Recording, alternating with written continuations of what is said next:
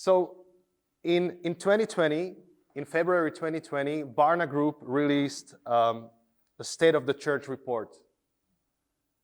And it was monitoring the trends, how the pastors are thinking. And when they were asked about what's on their minds, the very last thing was trends in online church and digital technology. That was the very last thing. That's the bottom line. Keeping up with the latest digital and technological trends.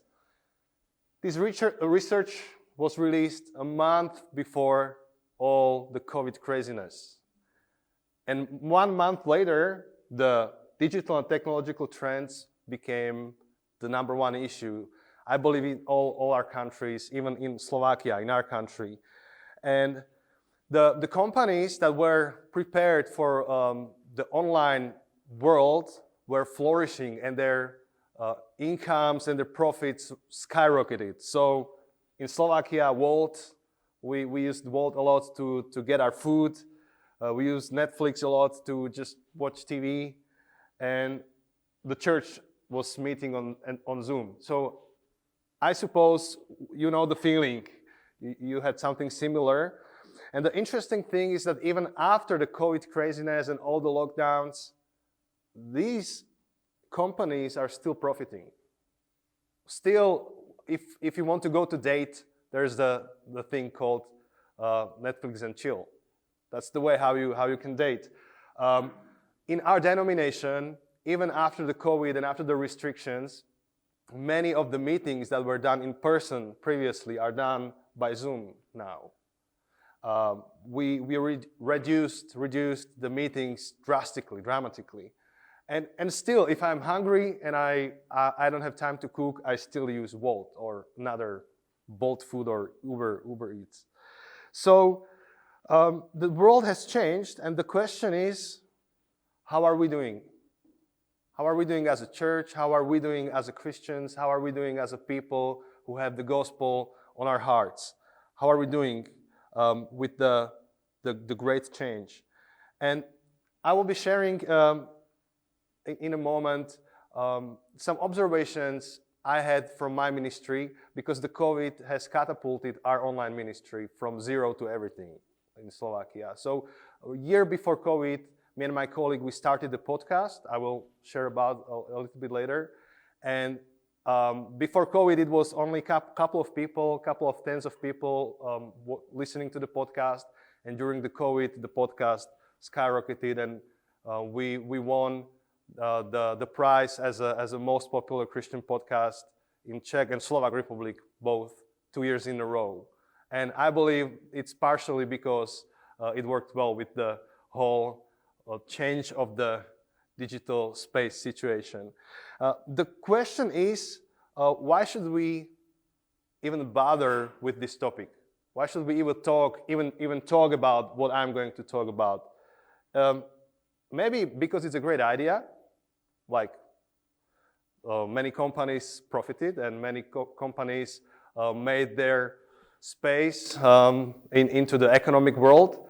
But it's not only the great idea, but even more is the Great Commission. It's part of the Great Commission. The reason why we should even talk about this, discuss this, is because we are called to do so. Just a brief review of the Great Commission. The first part goes like this: go therefore and make disciples of all nations. So 3 thoughts. There's the go. It's not let them come to you. It's go where they are. Maybe go to the online world. And one of the things that changed for us in Slovakia is that suddenly during the COVID, when everyone was online, like all the time, people actually were expected, or the church went to the people. So any church that went online was immediately viewed, immediately shared, immediately was public. So go means it's moving towards. We're called by Jesus to move towards people. And online world is also the space where this happened. Another word is make disciples. So it's not just to inform, but also to transform. It's not only to publish stuff online, but also the question will be how to use the online space as a transformation tool, as a transformation space, not only information. And all nations also means the unknown others. And the unknown others, we'll talk about that in a moment.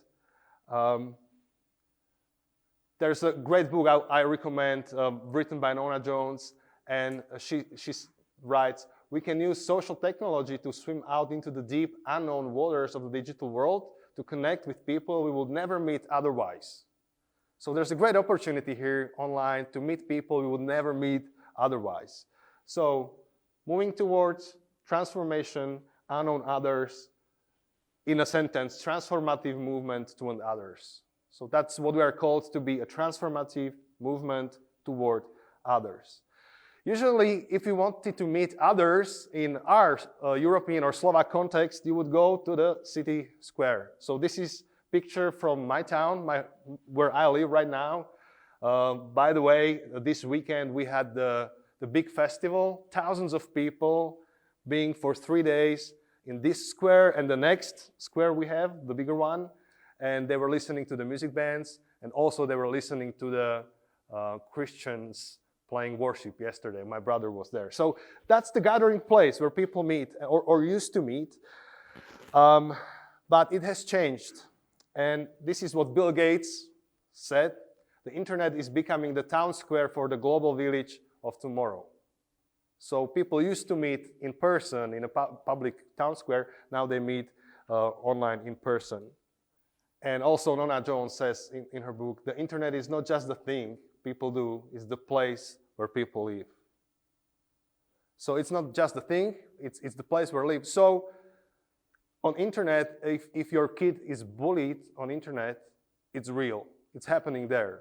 It's not just the tool, it's happening there. Somebody said that, imagine you are married and you have a affair that is only happening online. You never met the person, you are just chatting with the person, you're having an affair. Is it real? Of course it's real, it hurts. And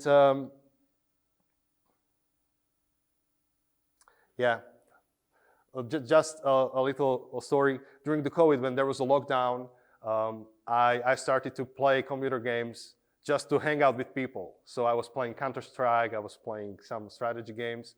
And at one point, it was maybe 1 hour past midnight, I was still up playing game with people from the church. And we were having the game chat. And they introduced me as their pastor to the co-players from different part of Slovakia. So that was fun because we were running at the Counter-Strike, shooting other players and talking about Jesus. And that was real, that was happening there, that was experience. And now they can tell the stories how they were shooting terrorists with pastor from Žilina. So that happened. It's not only a thing, it's also a place where people live. So we have the new digital evangelists that understand this is the thing. So one of the most popular influencers or evangelists is Mr. Beast. Maybe you know him. So if you take all his channels together, yesterday I wrote it's over 400 million followers, which is larger number of people than United States of America. So he knows, he understands, people live there. Do you know Gary Vee? Anyone following Gary Vee? He's an entrepreneur. He also is a great influencer. If people are depressed, if people need hope, if they need passion, if they need vision for their life, that's the guy to follow. He will get you moving. This is another lady, Emmy. She has bionic legs. I'm not sure if you can see that from her place, but if you watch close, those legs are bionic. And she also gives hope. She gives encouragement to people. She helps people to get through stress. And there are many more people like that. The question is, where is the church? Where is the church? Where are we in this world? There used to be the square, the town square, now is the digital square. The digital square is for anyone, anywhere, anytime. Anyone can join. That's what you said when you mentioned that it's democratized. There's democracy into that. It's anywhere. You can connect to our church service from US, from China, unless there's any ban.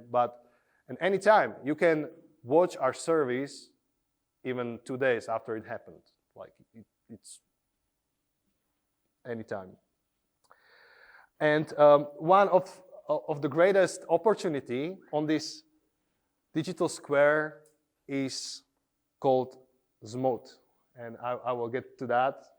I will explain what that is. So maybe 1 year ago, I had to change my tail light on my car.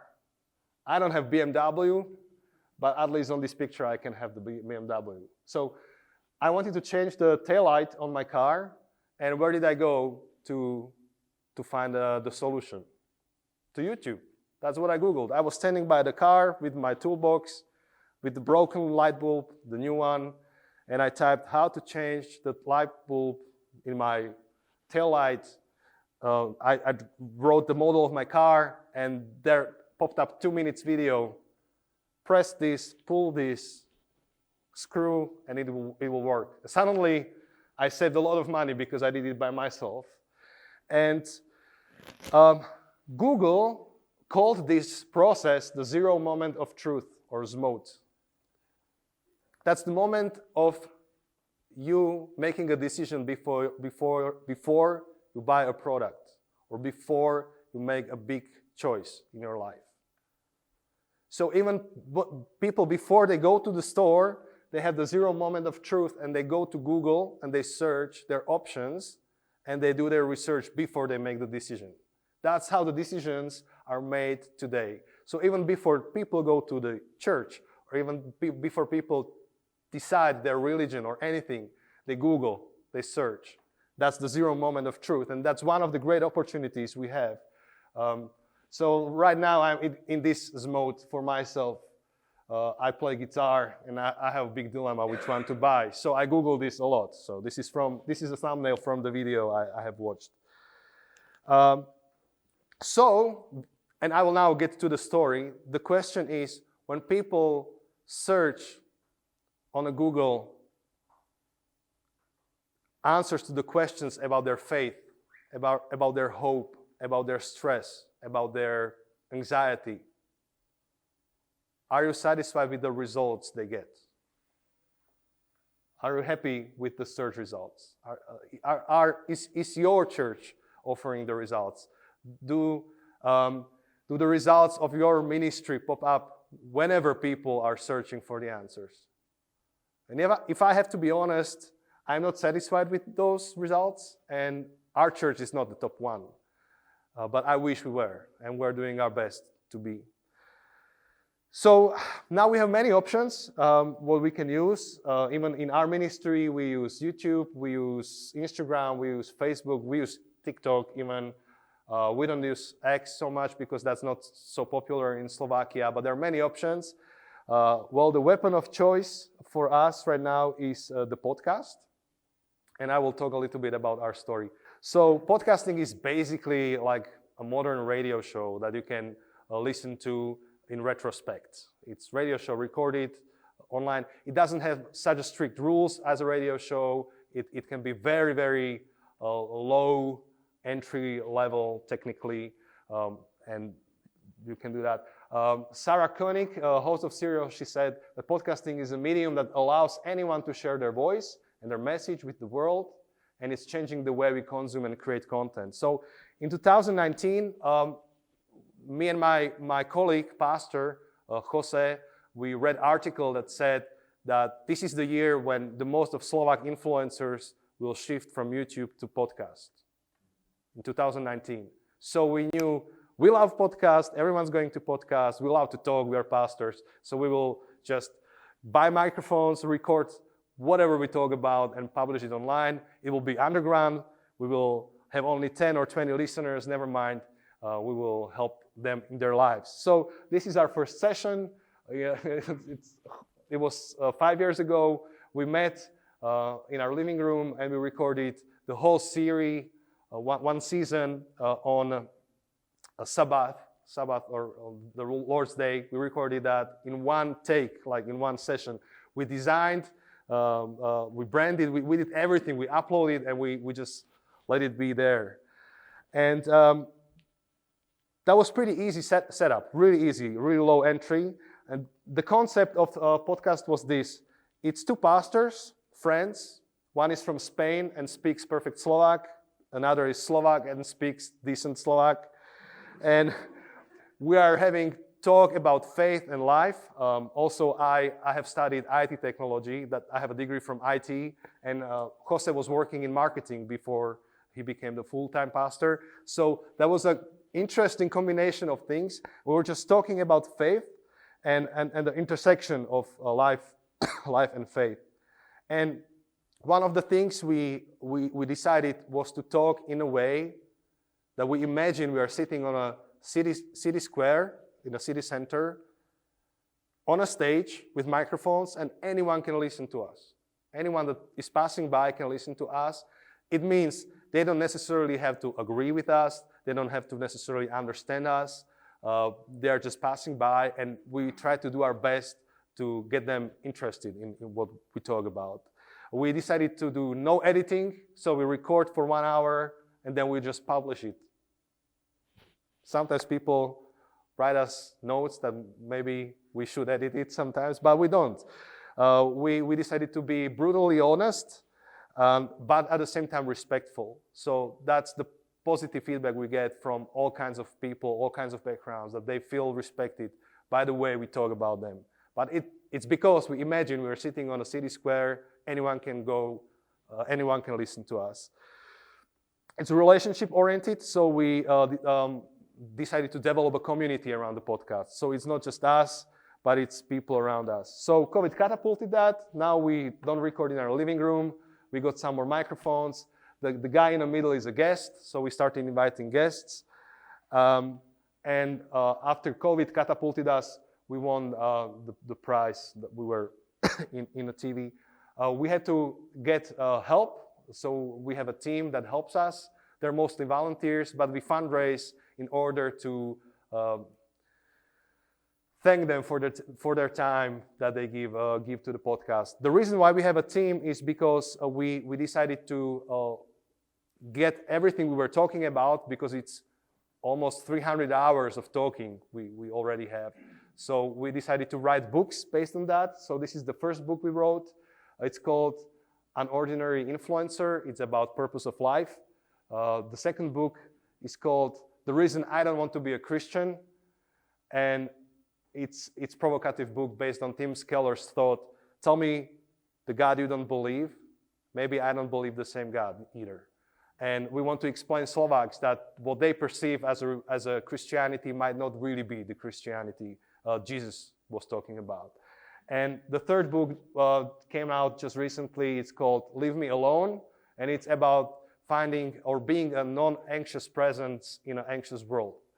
And we also created home study materials and small group study materials based on the podcast, because we realized people are taking the podcast we do and they're studying that with their church group, small group. Teachers take that to schools and they teach with that. So we want to help them. We were recording some e-learning materials based on our podcast. So it became a broader ministry. So that's the reason why we added a team to help us. And just a little last thought. We believe the social media, we believe that the streaming media should be combined with the social media, because we don't want to be only streaming online, but we want to also connect that to the real world. And social media work really well in connecting the online back to the offline world. So one of the things we do, we encourage our listeners to stop by anytime they are passing by our town. So I have many pictures like this, but this is one of the visitors, another of the visitors, another of the visitors. As you can see, we have the favorite restaurant with the burger. We always go to the same place. And another group of visitors. And then we always accept invitations to all kinds of speaking engagements because we want to meet the people we talk to when we're online. So this is some library somewhere. And this is the last picture. This is the wedding we did as a podcast hosts. So this couple and their parents, they're listening to our podcast, they're big fans.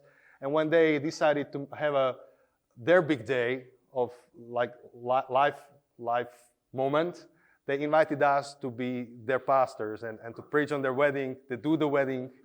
So that was exciting time.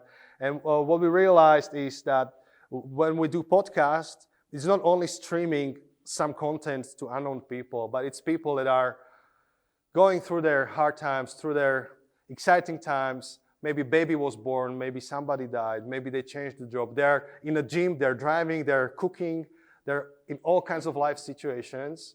And it takes only to turn on the mic, to share what we have on our heart, put it online, and set up a social media account, and we can interact. So 4 last sentences that describe reactions people gave us when they met us in a restaurant for a burger, and this is what they told us. So reaction number 1, I started to listen to you when my mom died, and your podcast gave me hope. The second one, I was on my way away from the church. My daughter gave me your podcast, and listening to you gave me a reason not to go away from the church.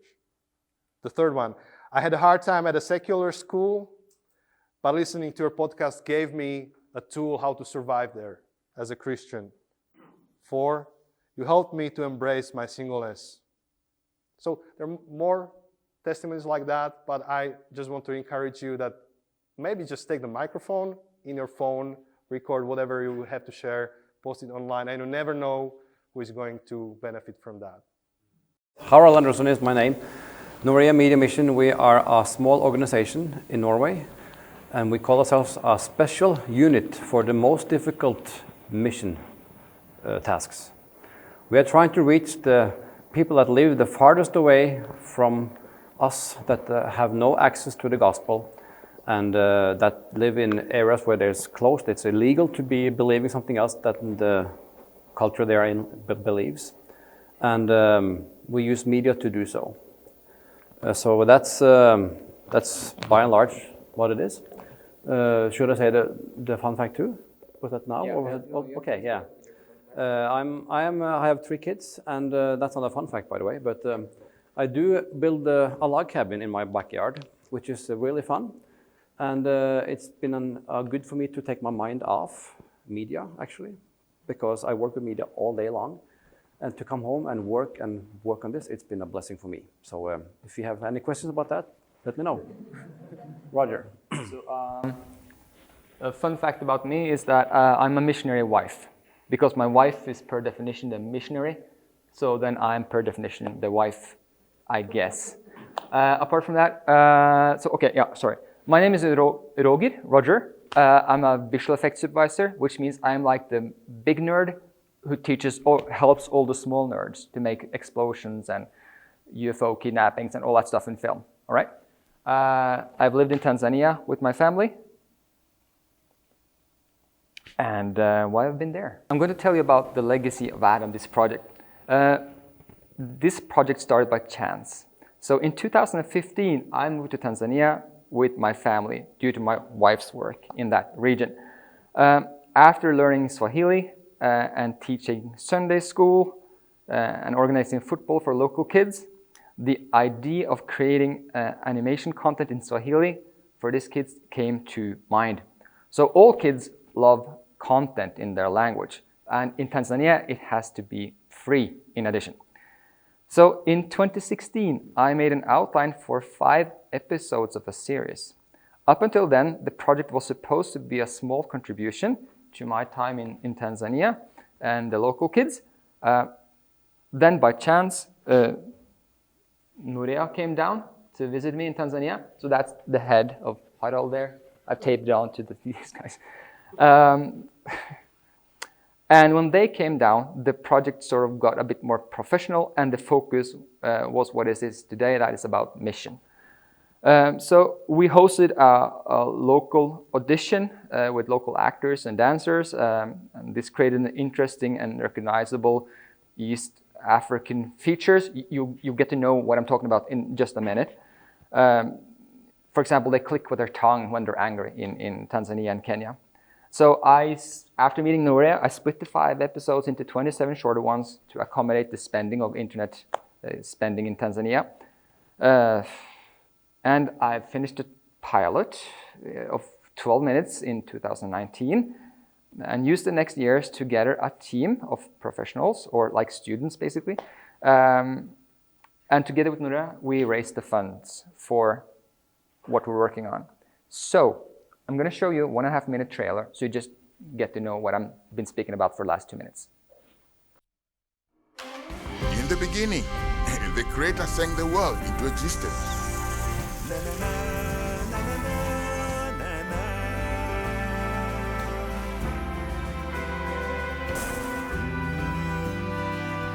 And He made man.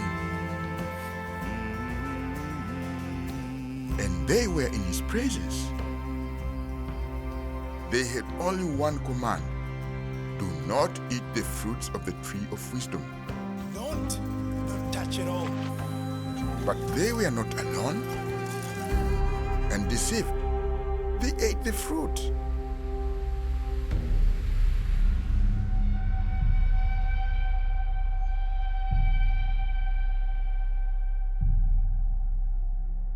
Separated from the Creator, they needed a Savior. An old man is promised an heir, as numerous as the stars. A shepherd is promised a lineage of kings. And a miracle is born, and paradise restored. This is the legacy of Adam.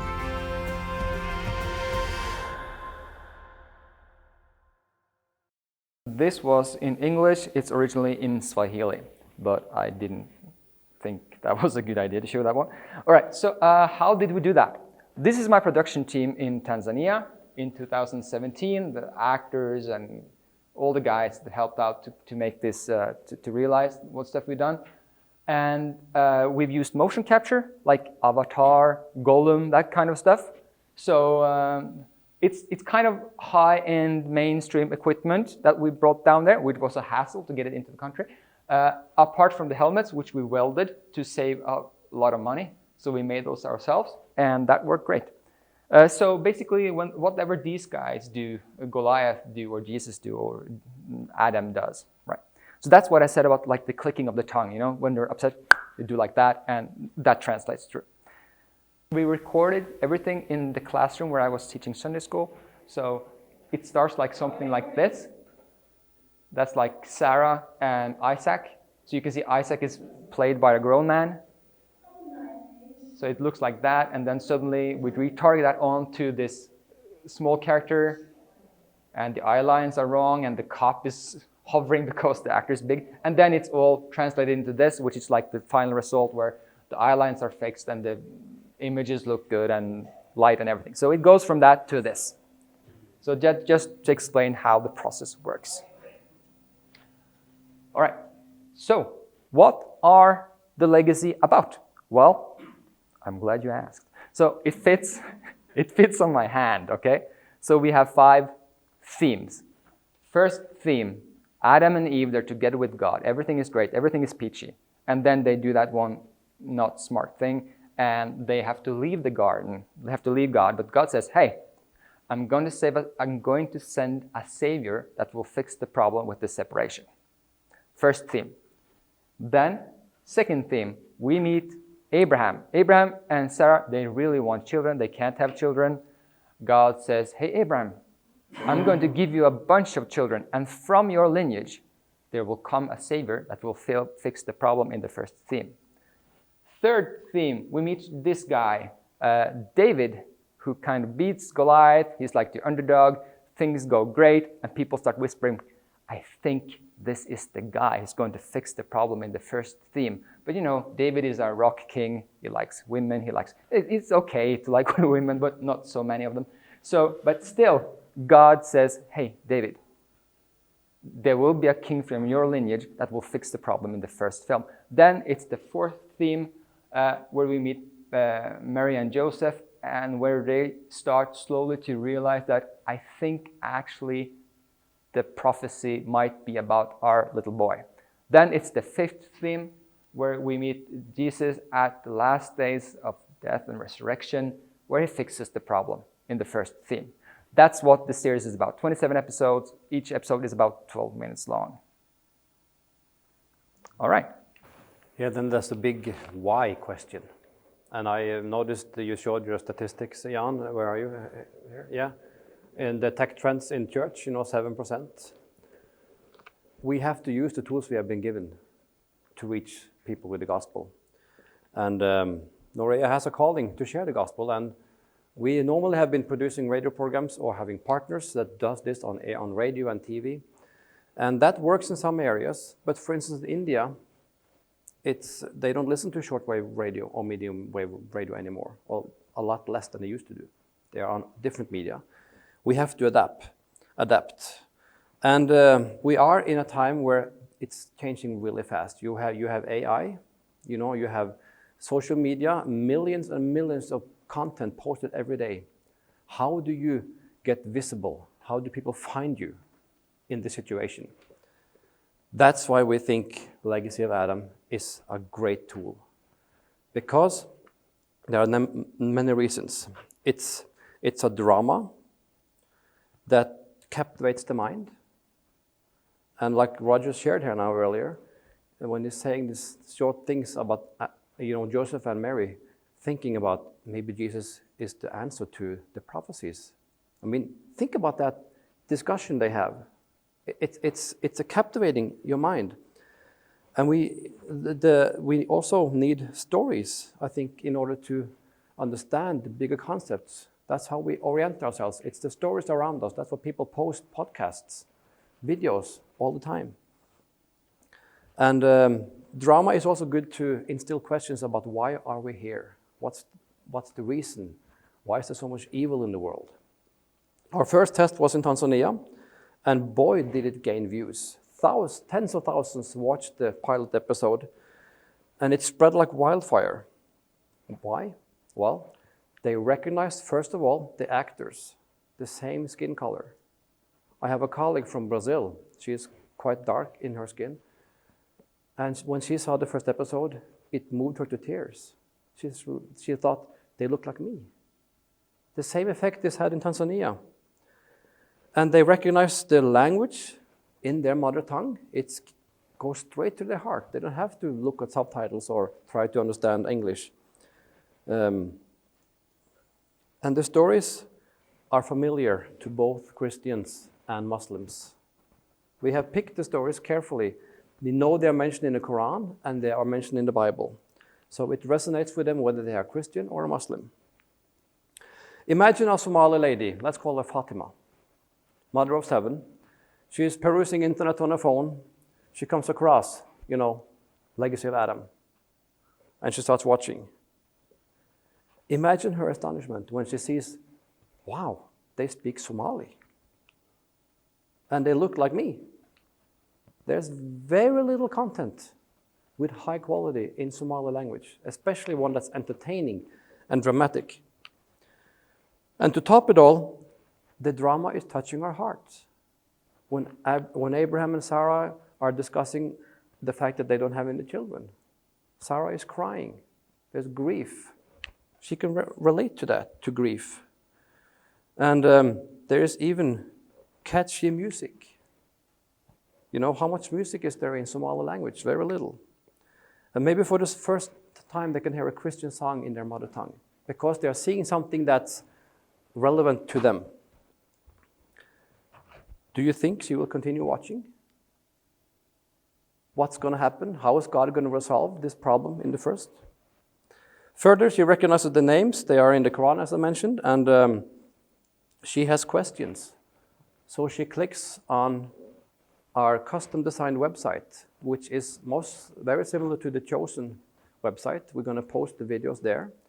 and we're going to have Q&As below. We have prepared some of them already that are, we have used people connected to Gihlemoen, Peter Williams, an expert in Islam. He has been thinking, he's been watching the episodes, and he's been trying to think which questions would be relevant to ask. So he prepares that answer. So when Fatima sends a question in, well, first of all, she can't really write well, but on the website she finds this audio place where she can record her question. And they get it, and they can send her a question, an answer, because she had to leave some way of communicating back to her. Do you think she will continue watching this when she gets a reply like that? And second of all, she is a lady. She likes to put makeup on. She likes to make herself pretty. She loves henna drawings.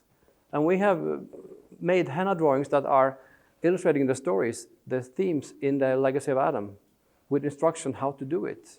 She can download these things and she can put them on her hand. And guess what happens when she's showing her henna drawings to her neighbor or a friend? What's that? Oh, this is from Legacy of Adam. It's a series I've been watching. You should watch it too. That way it's going to spread, we hope.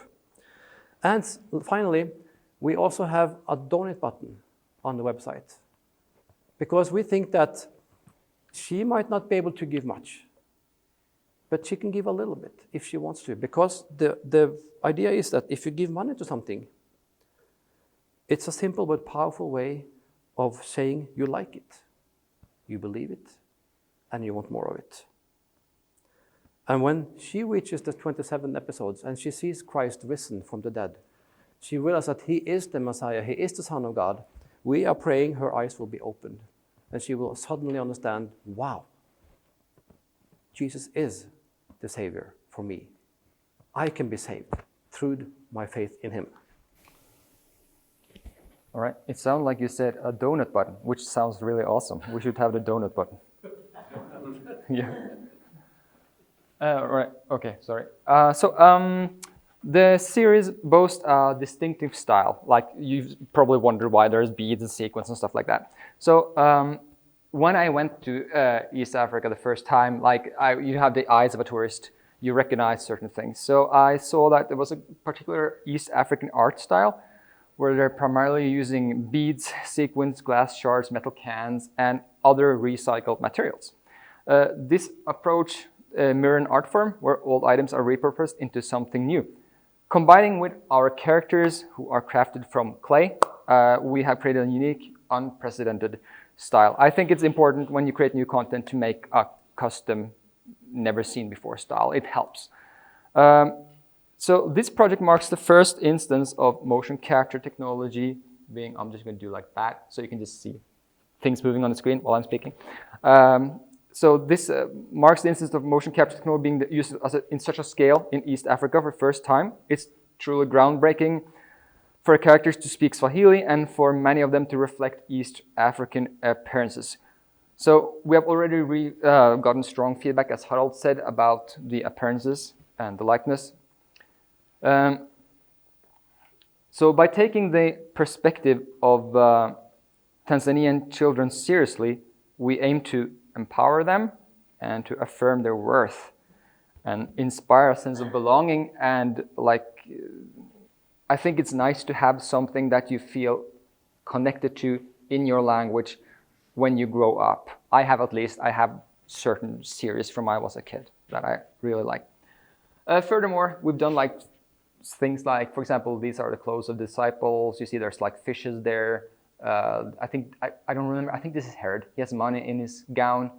This is the mother of Jesus. She has the water of life and lambs down here. So we don't focus on that, but every character in the film has we call it Easter eggs, I think. We have small glimpses of their belonging in the story. These are some of the comments from the YouTube channels. So I would just say, basically, from all of this, people say that this is good for children. Of course, I think this fits very well for the family. But these guys are saying in Tanzania and Kenya that this is awesome. Please make more. This is great for our kids. All right. And about partnership. We can't do this alone. At this point, we have been making the movies in Swahili and English. We are currently working with Somalis to produce it in Somali, which is really, really hard, especially when the actors don't show up to record. We have a partnership with Sat7 in Middle East to dub them into Farsi, Arabic, and Turkish. We have also a partnership in Britain to make it into British English. So because of our partner in America, Vision Video, who will broadcast it in America on their channels and get partnerships in America to do it, they needed an English accent that was a little more easy to understand for Americans. They don't like to read subtitles, right, Wes? And yeah. So anyway, that's the progress now, but by the end of 2024, we expect to have 12 episodes ready, produced, and the dubbing is going alongside with this. By the beginning of 2026, we expect to have produced all 27 episodes. And we have a social media team that is working on changing the website in India and also follow up. And for every new language we get, there will be a new website in that language made.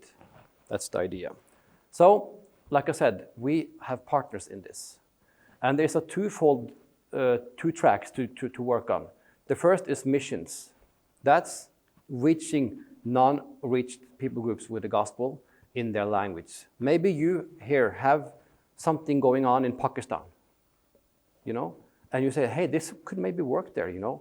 Maybe we can dub it or help you dub it into Urdu. Or there's a language in India that you work with. Maybe that could be a way to do it. You can then join us and we'll figure out how to dub it, you know, split the cost or somehow. And then also maybe you have a team in your ministry that can help follow up in that particular language. And that way we can cooperate together. Like Lars was talking about, this whole point of this conference is really to how can we work together to accomplish this.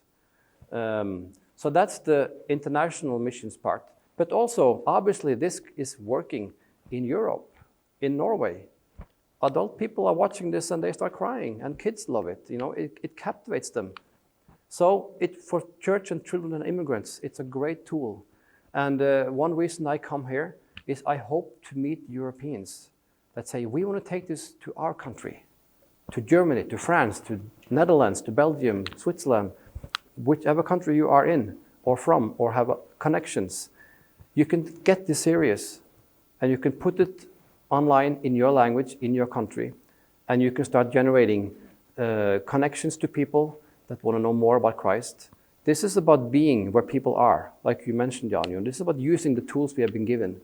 And this is a series that is going to be available cheap, but it's a great quality and it's a great way of connecting together with us and with you. And we need your help.